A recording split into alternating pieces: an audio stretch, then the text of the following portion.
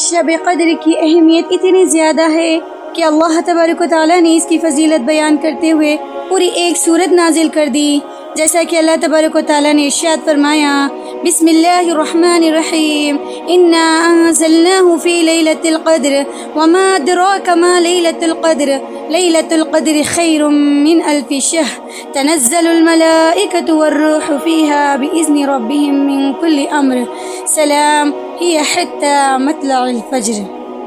یعنی بے شک ہم نے اس کو نازل کیا شب قدر میں۔ آپ کو معلوم ہے نبی صلی اللہ علیہ وسلم شب قدر کیا ہے؟ وہ 1000 مہینوں سے زیادہ بہتر ہے۔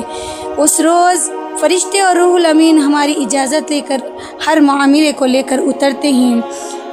پوری رات سلامتی ہے، حتی مطلع الفجر، یہاں تک کہ فجر طلوع ہو جائے۔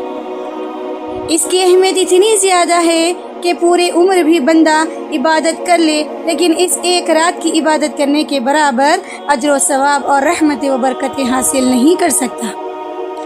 اس رات کو بہت عظیم بنایا ہے اللہ تبارک و تعالیٰ نے کہ جبرائیل امین بقیہ فرشتوں کو لے کر زمین پر اترتے ہیں، برکتوں اور رحمت کا نزول ہوتا ہے۔ اللہ ذوالجلال والاکرام لوگوں کو جہنم سے آزاد کراتے ہیں۔ اللہ کے رسول صلی اللہ علیہ وسلم نے ارشاد فرمایا، من قام لیلۃ القدر ایمانا واحتسابا غفر له ما تقدم من ذنبه، جو شخص ایمان و احتساب کے ساتھ شب قدر میں قیام کیا اس کے سابقہ گناہ بخش دیے جائیں گے۔ اور ایک حدیث میں فرمایا، من حرم خیرها فقد حرم، جو شب قدر کی بھلائی سے محروم رہا وہ بہت بڑی بھلائی سے محروم رہا۔ یعنی جو لیلۃ القدر اس رات کو قیام کرتا ہے ایمان کے ساتھ اور اجر کی امید رکھتے ہوئے تو اللہ عز و جل اس کی زندگی کے سارے گناہ معاف فرما دیتے ہیں۔ اور آپ صلی اللہ علیہ وسلم نے صحابہ کو اپنی طرف متوجہ کر کے فرمایا، آتاکم شہر رمضان شہر مبارک، میرے صحابہ یہ رمضان کا مہینہ آیا ہے اور برکتوں کا مہینہ ہے، اس میں ایک ایسی رات ہے جو 1000 مہینوں سے زیادہ بہتر ہے۔ اس رات کی خیر سے جو محروم رہ گیا وہ ساری خیر سے ہی محروم ہو گیا۔ اس سے بڑا دنیا میں کوئی محروم نہیں جو لیلۃ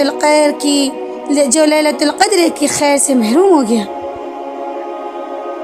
آپ نے دوسری جگہ فرمایا، دنیا کی ہر خیر سے وہ بندہ محروم ہو گیا جو اس رات کی خیر سے محروم کر دیا گیا۔ اور اس رات کی خیر سے محروم رہتا ہی وہ شخص ہے، وہ بندہ ہے جس کی قسمت ہی میں محرومیاں لکھی جا چکی ہیں۔ اللہ عز و جل ہمیں اس رات کی خیر اور برکت کو حاصل کرنے کی توفیق عطا فرمائے۔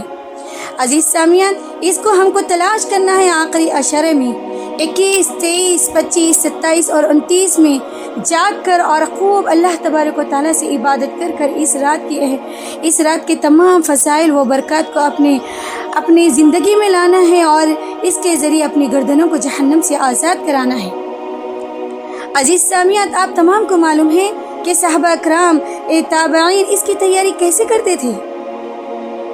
تو ہر روز وہ اپنے آپ کو تر و تازہ رکھنے کے لیے، عبادت کرنے کے لیے، کمر بستہ ہونے کے لیے 5 کام کیا کرتے تھے۔ یعنی رات شروع ہونے سے پہلے غسل کر لیتے، جیسا کہ ابن جریر فرماتے ہیں سلف صالحین ہر رات کو غسل کیا کرتے اور ان میں ایسے بھی تھے جو نہ صرف غسل کرتے بلکہ خوشبو بھی لگا لیتے، اس امید سے کہ اللہ کے نورانی اور مقدس فرشتوں نے آنا ہے۔ ہمیں ایسی حالت میں ہونا چاہیے کہ انہیں کوئی تکلیف نہ ہو۔ آج کی رات ایسی رات ہے جو پوری زندگی کو ہماری پر رونق بنا دیتی ہے۔ یعنی شب قدر کی رات ایسی رات ہے جو ہماری پوری زندگی کی کایا پلٹ سکتی ہے۔ دوسرا یہ کہ اس رات قرآن مجید کی کثرت سے تلاوت کی جانی چاہیے۔ تیسرا کام یہ کہ اس رات کو کثرت سے دعائیں کی جائے کہ جس کی وجہ سے ہماری تقدیریں بھی بدل سکتی ہیں۔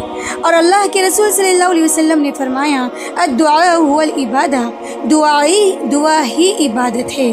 دوسری جگہ فرمایا، دعا تو مومن کا ہتھیار ہے۔ اسی طرح چوتھا کام اس رات کے اندر یہ کیا جائے کہ جو نمازیں پڑھی جائے یا قرآن پڑھا جائے اس پر غور و فکر کیا جائے، غور سے خشوع اور خضوع کے ساتھ اللہ کے آگے سر بسجود اور رکوع اس طرح کی جائے کہ پوری طرح اللہ رب العالمین کو اپنے قریب پائیں۔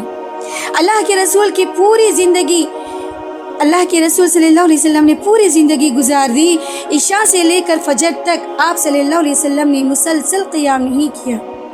کچھ لوگوں کا یہ ذہن ہوتا ہے کہ میں عشاء سے لے کر فجر تک اس طرح قیام کروں کہ 100 نوافل پڑھوں۔ افسوس کے ساتھ یہ کہنا پڑتا ہے کہ ایسی نمازیں ادا کر رہی ہیں جس سے ان کے اوپر کچھ اثر ہی نہیں ہوتا۔ سید المرسلین صلی اللہ علیہ وسلم کا یہ کام نہیں تھا۔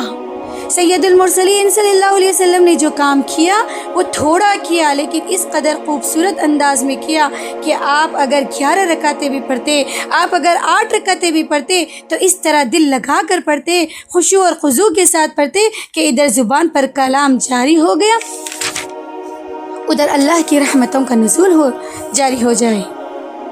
اس رات کو کثرت سے، اسی طرح اس رات کو کثرت سے صدقہ کرنا چاہیے۔ یہ 5 کام ہے عزیز سامعین۔ اللہ تبارک و تعالی ہم کو اس رات میں خوب سے خوب عبادت کرنے کی توفیق عطا فرمائے، آمین۔